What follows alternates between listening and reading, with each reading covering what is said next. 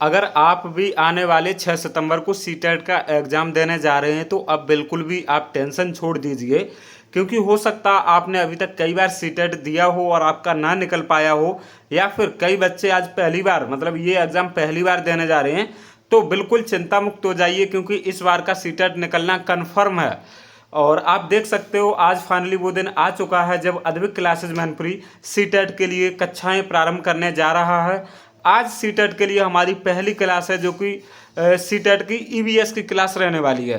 ये देख सकते हो, ये बड़ा सा चार्ट पेपर पे हमने ये कंटेंट लिखा हुआ है और इसके नीचे ये सारे चार्ट पेपर ब्लैंक रखे हुए, ये सारे देख सकते हो। मैं बहुत सारे चार्ट पेपर लेके आया हूँ और ऐसे में कई सारे चार्ट पेपर आपके लिए तैयार करूंगा, जहां से मैं बता रहा हूँ सीटेट का एग्जाम इतना सरल है कि इसको निकालने के लिए ज़्यादा पढ़ाई करने की ज़रूरत ही नहीं होती है।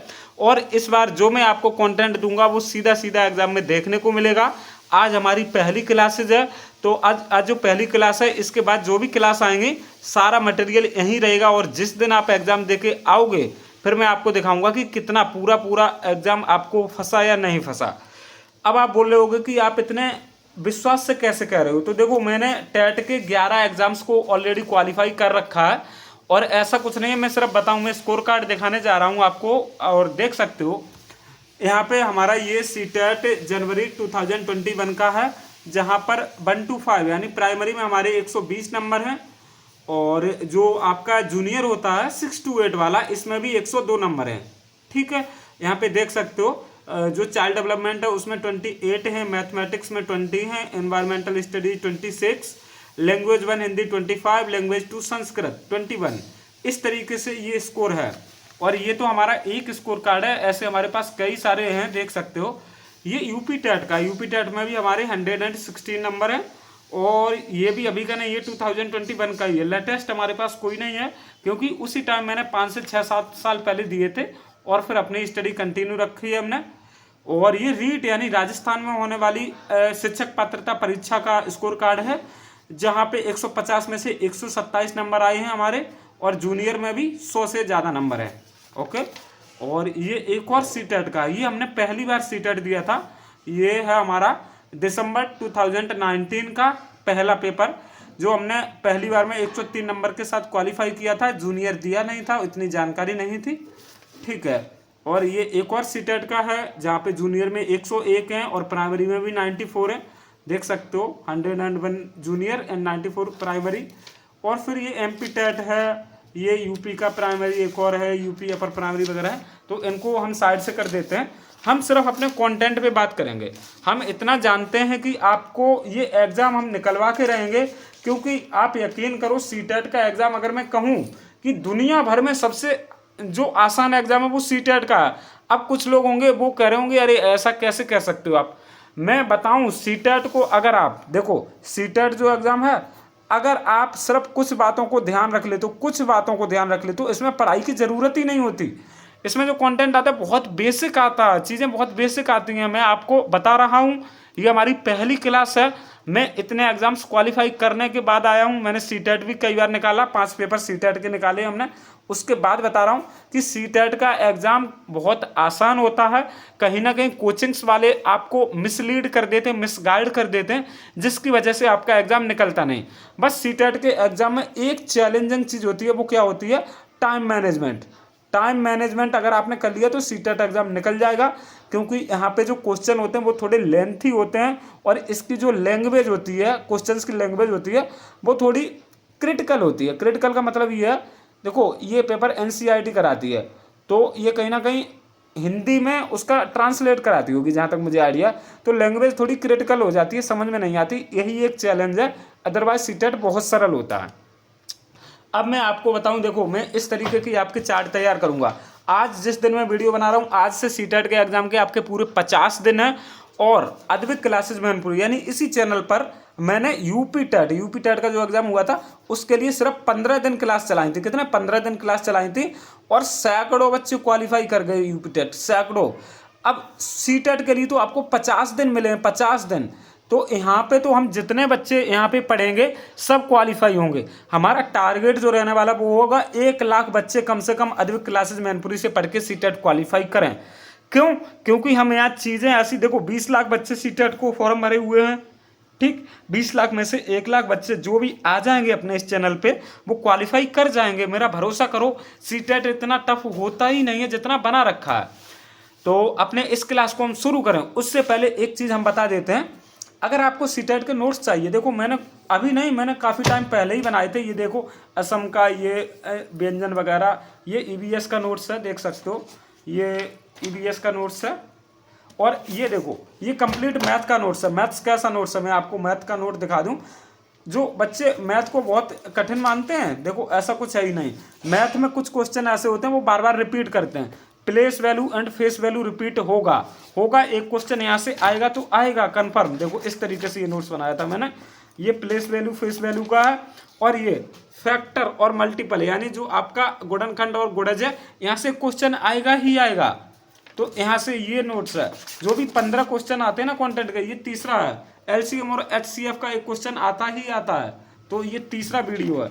मतलब 15 वीडियो हम बताएंगे आपको, 15 टाइप के। ये देखो ये वो है जो मिनट घंटे और डे में बदला जाता है ना, कि 190 मिनट बुधवार 5:20 ये ट्रेन वगैरह चलती है ना, वो सब चीज़ें यहाँ से ये क्वेश्चन आते ही हैं। तो मैं बता रहा हूँ, अगर सीटेट अपने क्वेश्चंस को रिपीट करता, अपना पैटर्न नहीं बदलता, और आज ये पहली क्लास है इसलिए थोड़ा सा टाइम लग रहा है, अदरवाइज कुछ नहीं।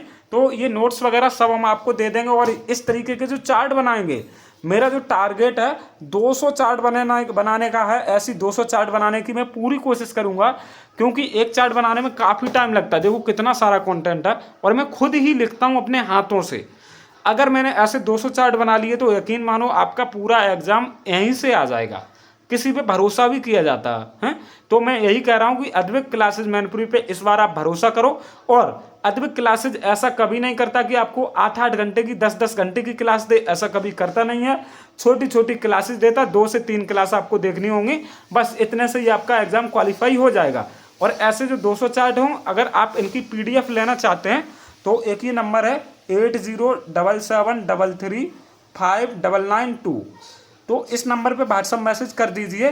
200 चार्ट सिर्फ 200 रुपये में मिल जाएंगे, क्योंकि आप ये पेमेंट करके स्क्रीनशॉट इस नंबर पे भेज देना व्हाट्सअप पे, तो आपको ग्रुप में ऐड कर दिया जाएगा। कहाँ पे? ग्रुप में ऐड कर दिया जाएगा। तो यहाँ पे ये सब चार्ट की PDF आपको मिलेंगे, और हमारे जो भी हैंड रिटन नोट्स हैं सुपर वो सीटेट के लिए, वो सारे मिल जाएंगे। तो चलिए आज की अब हम क्लास को शुरू करते हैं। ये EVS की क्लास रहने वाली है, और सीटेट में आपका ना 15 नंबर कंटेंट पूछा जाता है हर एक सब्जेक्ट से, और 15 नंबर की पैडागोजी पूछी जाती है। क्या? पैडागोजी। तो इतना याद रखो, अगर आपको सही टीचर मिल जाए ना तो एग्ज़ाम टफ नहीं होते हैं। बस यही है कि गाइडलाइन नहीं मिलता। ये कोचिंग वाले तो 6-6 महीने बैच चला रहे, 1-1 साल बैच चला रहे। अरे इतना नहीं पढ़ना होता। सीटेट क्वालिफाइंग एग्जाम है, ये कोई हमें जॉब तो देगा नहीं, तो इसको हम लिमिटेड पढ़ेंगे। जो ज़्यादा टाइम बचेगा वो हम सुपर टेट यानी एस-टेट पे लगाएंगे ना।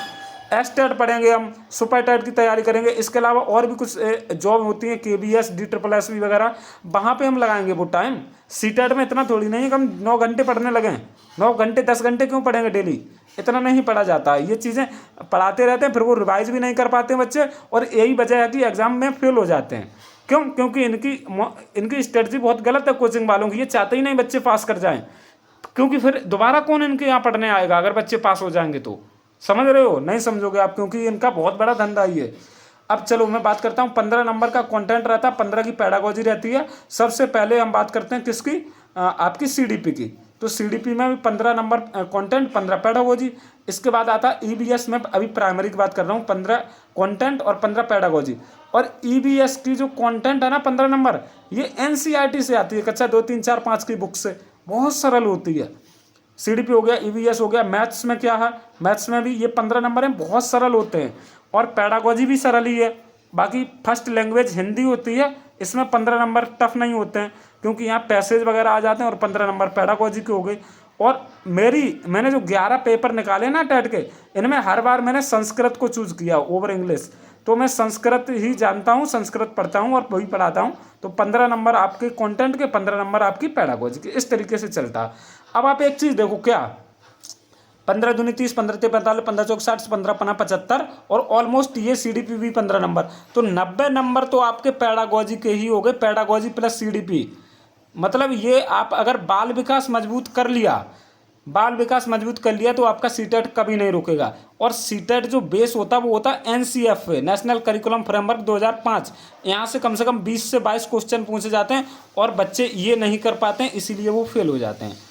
तो हम आपको कंटेंट देंगे और हम आपको प्रैक्टिस भी कराएंगे। इन 200 चार्ट पे कंप्लीट आपके 5 सब्जेक्ट करा देंगे, ठीक है। तो ये ग्रुप में आप अभी ऐड हो जाइए पहले से पहले, क्योंकि ये चीज़ें जब आप शुरू में करोगे तो आपको ज़्यादा टाइम मिल जाएगा। बाकी इतना मैं बता देता हूँ, लाखों हजारों बच्चे अपना पेड कोर्स छोड़ के अपने चैनल पे आने वाले हैं जब तक सीटेट का होगा।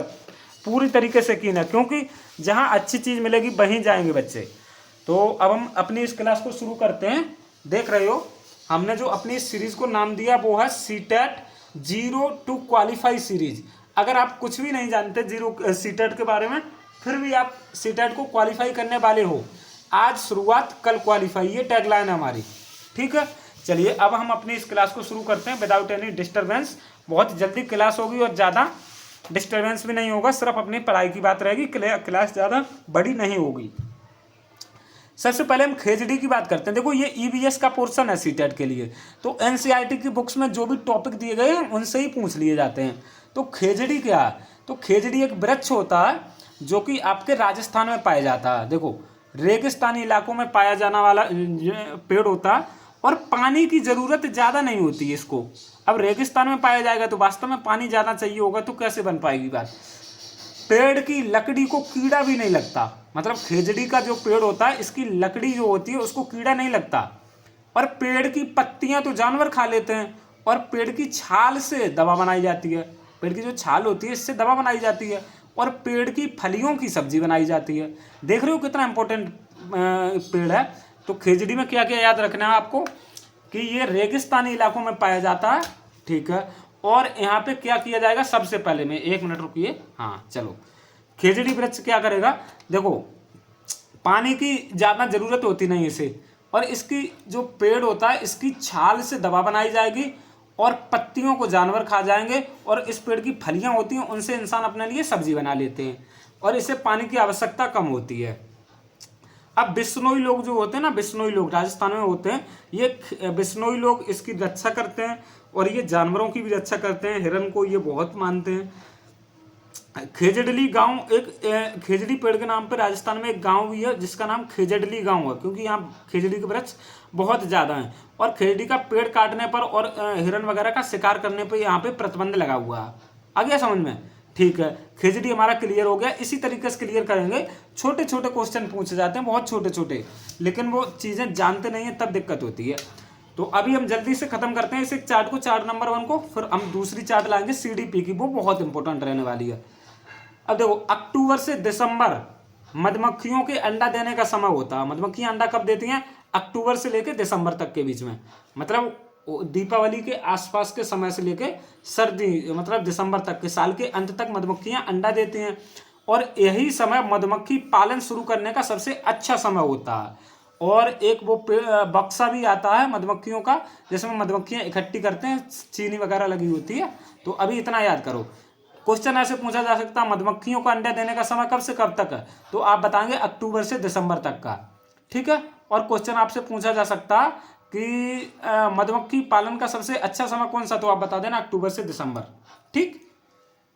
ये देखो लीची के फूल मधुमक्खियों को आकर्षित करते हैं।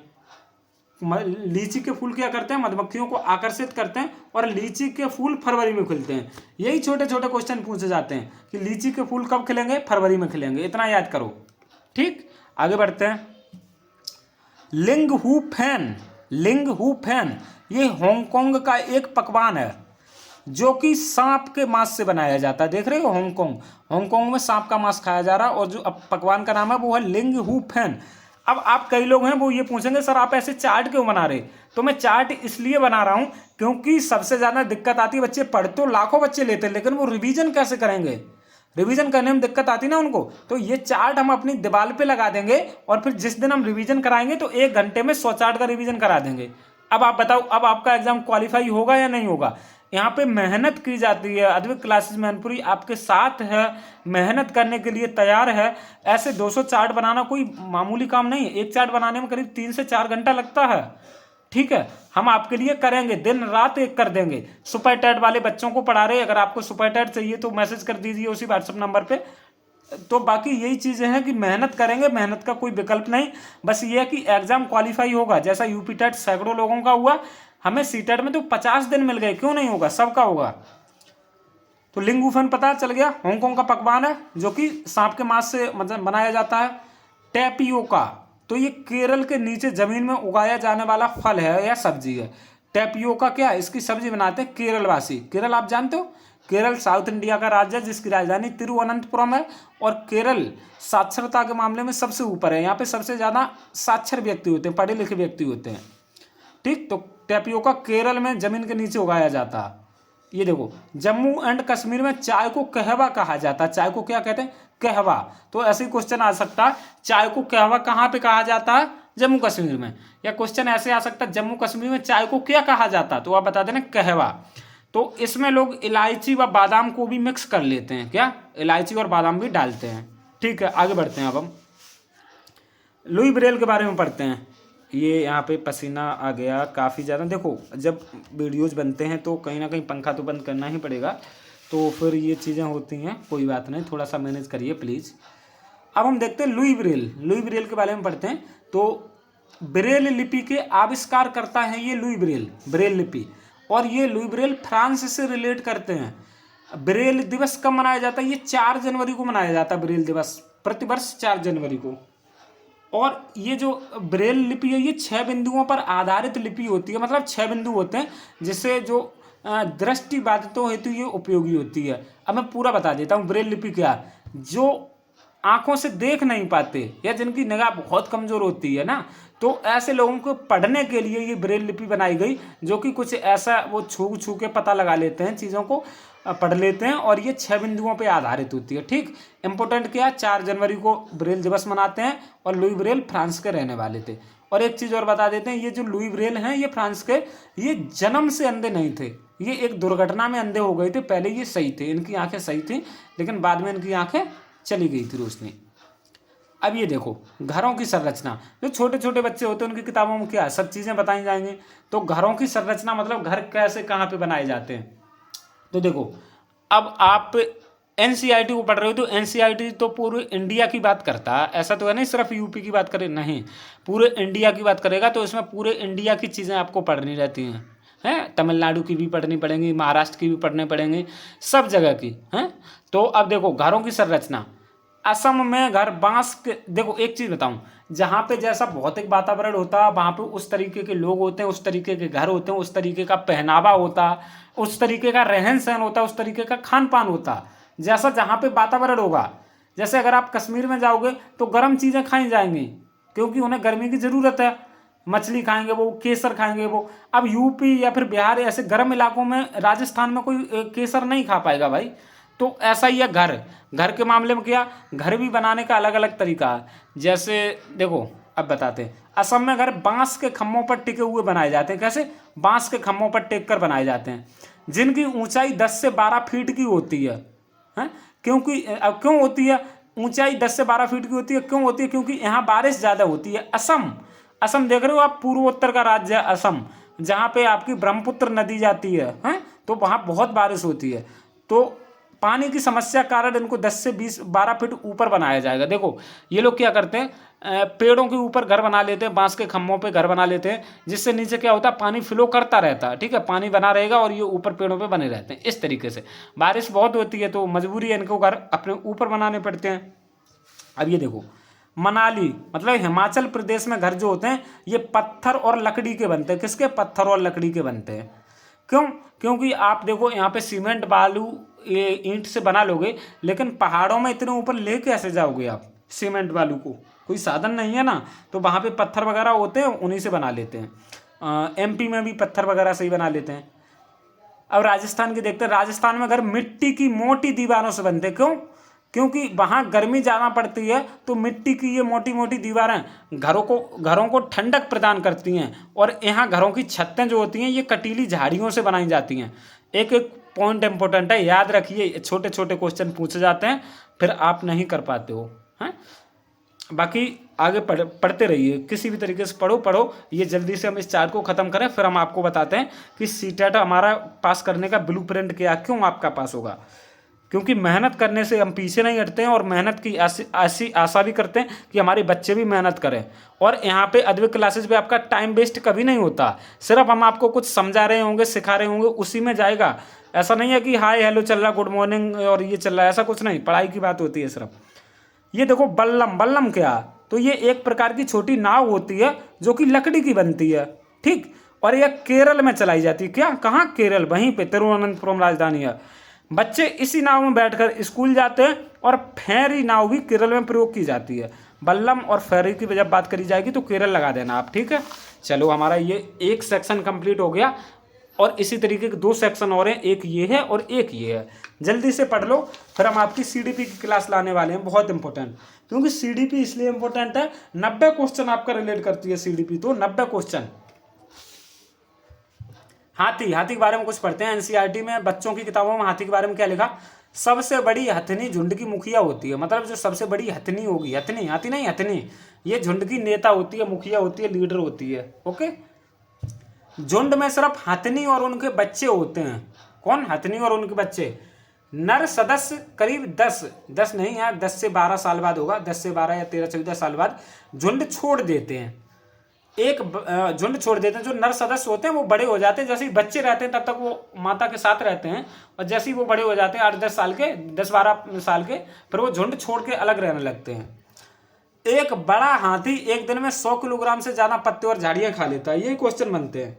एक बड़ा हाथी एक दिन में कितने पत्ते और झाड़ियां खा लेगा? 100 किलो। हाथी एक दिन में सिर्फ 2 से 4 घंटा ही सोता है, बहुत कम सोता है हाथी कितना सोता? सिर्फ 2 से 4 घंटा। हाथी के कान बहुत बड़े होते हैं, बिल्कुल हमने सबने देखा, अतः गर्मी लगने पर वह इनसे हवा भी कर लेता। बहुत अच्छी बात है, हाथी को गर्मी लगी तो वो अपने कान चला के हवा कर लेगा। हाथी को कीचड़ में खेलना बहुत पसंद होता। बिल्कुल सही बात है। एक हमने चैप्टर भी बहुत छोटे पे पढ़ा था। एक टेलर था, तो उसके यहाँ हाथी डेली आता था, तो वो खाने को देता था।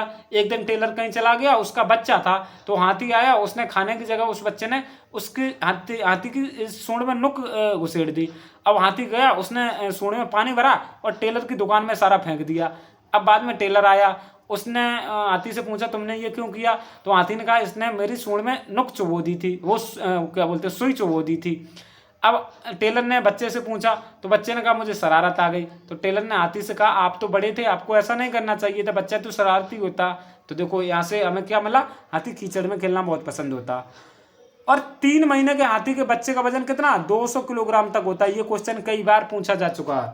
3 महीने के हाथी का बच्चा होता है, उसका वजन 200 किलो तक होता। अब देखो चींटियों की दुनिया देखते हैं कुछ। यहाँ से इंपॉर्टेंट लगा? अच्छा लगा? उसी हिसाब से पढ़ाते हैं जो आपको पढ़ने में भी अच्छा लगे, और कुछ ऐसी बातें भी जिससे आपकी रोचकता बनी रहे, क्लास बोरियत फील ना हो। बाकी क्लास तो ज़्यादा बड़ी रहने वाली नहीं है, लिमिटेड पढ़ाते हैं, अच्छा पढ़ाते हैं, जो सीधा एग्जाम में आपको देखने को मिले। चींटियों की दुनिया देखते हैं हम। चींटियों की दुनिया कैसी होती है? सभी चींटियों का काम आपस में बटा रहता है। रानी चींटी अंडे देती है, सिपाही चींटी बिल का ध्यान रखती है। देखो रानी है तो वो अंडे देगी, सिपाही है तो सिपाही चींटी बिल का ध्यान रखेगी, रखवाली करेगी। और जो मजदूर चींटियां होती हैं ये भोजन ढूंढ कर लाने का काम करती हैं, ठीक।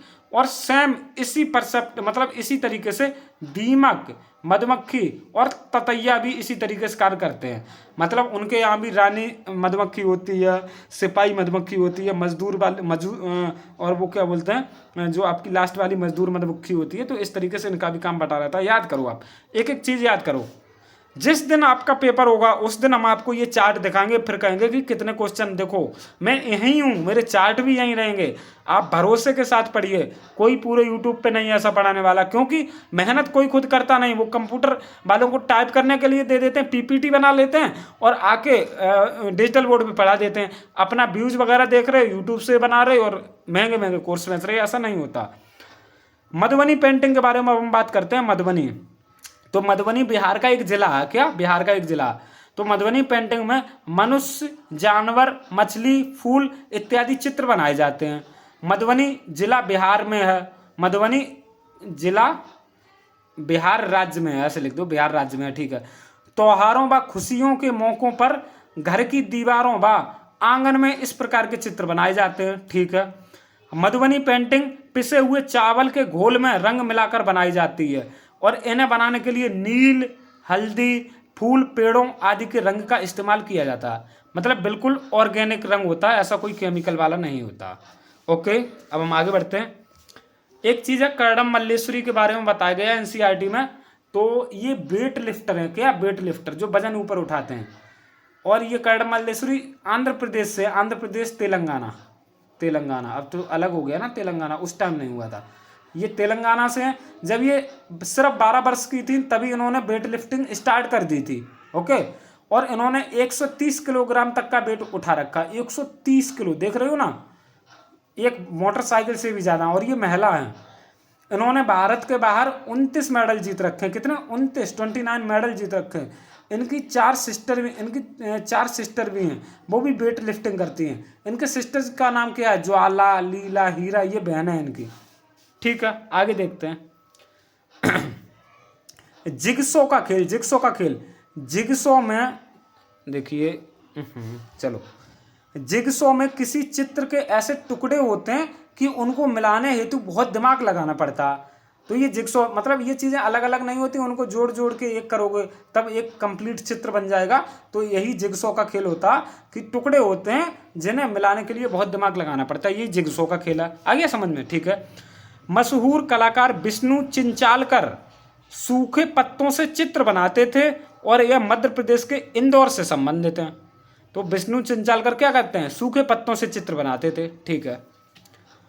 हांगकांग में सांप को भोजन के रूप में खाया जाता है। बिल्कुल, हमने पहले भी बताया था कि सांप को भोजन के रूप में खाते हैं। और कश्मीर में मछली खाई जाती है। और केरल में नारियल करी, मतलब नारियल की करी चटनी और टैपियोका खाया जाता है। बिल्कुल, टैपियोका तो हम पहले भी पढ़ चुके हैं। ओके, आगे बढ़ते हैं। असम में बांस के पुलों को, असम में क्या? बांस के पुल, भाई वही मैंने असम में घर भी बताए थे बांस के ऊपर। तो पुल बनेंगे, नीचे पे पानी बहुत होता असम में, हमेशा भरा ही रहता। तो असम में बांस के पुलों को, और लद्दाख में ट्रॉली से, राजस्थान में ऊंट द्वारा, और गुजरात में जुगाड़ से, और उत्तराखंड में बच्चे पथरीले रास्तों को पार करके स्कूल जाते हैं। आया समझ में? नहीं आया तो मैं दोबारा बताता हूँ। असम में बांस के पुलों को पार करके बच्चे स्कूल जाएंगे। लद्दाख, ये पहाड़ी एरिया उधर लेह लद्दाख, तो वहाँ पे ट्रॉली से जाते हैं, ट्रॉली होती है, वहाँ पीछे बच्चे बैठ जाते हैं। राजस्थान में ऊंट के द्वारा बच्चे स्कूल पढ़ने जाते हैं, ऊंट पे बैठ के। ऊंट को क्या कहते हैं? रेगिस्तान का जहाज कहते हैं। वहाँ पे और कोई जानवर कामयाब है ना कोई वाहन कामयाब है, तो ऊंट पे बैठ के जाते हैं। गुजरात में जुगाड़ से जाते हैं। जुगाड़ क्या होती है? एक ऐसा सिस्टम होता है जहाँ पे आगे आपका जनरेटर लगा रहता है और वहीं पे ड्राइवर बैठता है, पीछे लकड़ी के ऐसी बना देते हैं लंबी लंबी, जो सामान ढोने का काम आती है और मनुष्यों को भी ले जाती है। आगे जनरेटर लगा होता है, सीधा सीधा देखा होगा। और उत्तराखंड में बच्चे पथरीले रास्तों को पार करके स्कूल जाएंगे, ठीक है। आया होगा समझ में अब आपको। जानवरों की खाल पर जो डिजाइन अथवा पैटर्न होते हैं वो उनके शरीर पर बाल होने के कारण होते हैं, ना कि उनकी त्वचा का रंग ये होता है। कुछ बच्चे क्या समझ रहे होंगे, जैसे एग्जाम्पल जब जिराफ को देखेंगे ना, जिराफ पे पत्ती होती है कैसी? काली और सफ़ेद पत्तियाँ, काली और सफ़ेद धारियाँ होती हैं। तो बच्चे ये समझते हैं ये इनकी त्वचा का रंग है, मतलब इनकी खाल का रंग है। ऐसा नहीं है, वो काली और सफ़ेद पत्तियाँ होती हैं, वो उनके रंग कलर होता है, बालों का रंग होता है। थोड़े बालों का सफ़ेद, फिर थोड़े बालों का काला, फिर थोड़े बालों का सफ़ेद, थोड़े बालों का काला। और यही प्रकृति का करिश्मा, कुदरत का करिश्मा, जिसे हम नमन करते हैं। कितनी अच्छी चीज़ें बनाई हैं देखने के लिए। तो अब हमारे 2 सेक्शन कंप्लीट हो गए। अब ये तीसरा वाला और करते हैं हम। देख रहे हो, ये सब चीज़ें आपको एग्जाम में देखने को मिलेंगी, ठीक। आपके 4 से 5 चार्ट बनेंगे ज़्यादा से ज़्यादा, और कंप्लीट आपका कंटेंट ईवीएस का 15 नंबर का तैयार हो जाएगा बस। और यही सब आएगा, मेरी ये चीज़ गारंटी रहेगी। ये क्वेश्चन देखने को मिलेंगे आपको एग्जाम में। जिन जानवरों के बाल होते हैं और उनके कान बाहर दिखाई देते हैं वे बच्चे देते हैं, और जिनके शरीर पर बाल नहीं होते हैं और कान बाहर दिखाई नहीं देते हैं वे जानवर अंडे देते हैं। आया समझ में? जैसे अब मैंने सबसे पहले कहा क्या, मनुष्यों के कान बाहर होते हैं और शरीर पे बाल भी होते हैं तो बच्चे देते हैं, जबकि अंडे कौन देगा? जैसे ये छिपकली वगैरह है, छिपकली के कान बाहर दिखाई देते नहीं देते हैं, और छिपकली के शरीर पे बाल होते नहीं होते, तो वो अंडे देगी। अब यहाँ पे एक चीज़ एक्सेप्शनल है, विवादास्पद है, क्या? मुर्गी। अब कोई लोग कहेंगे कि मुर्गी के तो बाल होते हैं, फिर ये अंडे क्यों देती? अच्छा चलो, बाल तो हैं, लेकिन उसके कान तो नहीं दिख रहे ना बाहर, कान तो नहीं दिख रहे।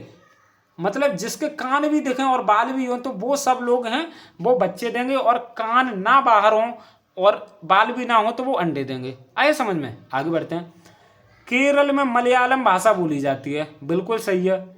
और मलयालम में बलियम्मा माँ की बड़ी बहन को कहा जाता है। मतलब बलियम्मा किसको? मौसी को। आपकी मम्मी से बड़ी जो बहन है उसको, मौसी को बलियम्मा कहा जाता। अम्मू माँ, माँ की माँ को अर्थात नानी को कहा जाता। नानी को क्या कहा जाता?